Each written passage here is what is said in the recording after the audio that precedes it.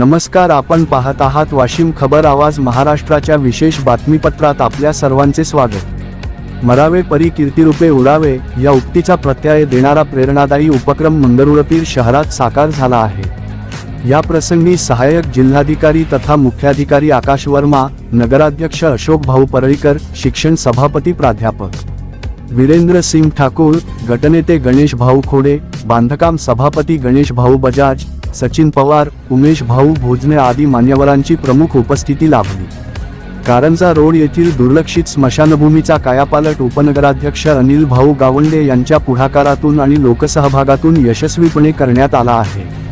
स्वच्छता, सुशोभीकरण, शिस्तबद्ध नियोजन आणि वृक्षलागवड यामुळे परिसराला सन्मानजनक आणि सुबक रूप प्राप्त झाले आहे।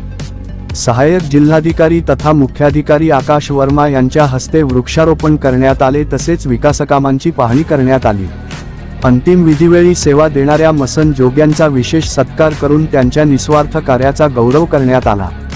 गेल्या अनेक वर्षांपासून सेवा देणाऱ्या मसन जोग्यांचा स्वच्छता दूत म्हणून सन्मानित करण्यात आले। याशिवाय बाळू पाटील यांनी स्वखर्चातून 57,000 रुपये खर्च करून स्मशानभूमीकडे जाणाऱ्या रस्त्यावर वृक्षलागवड केली आहे।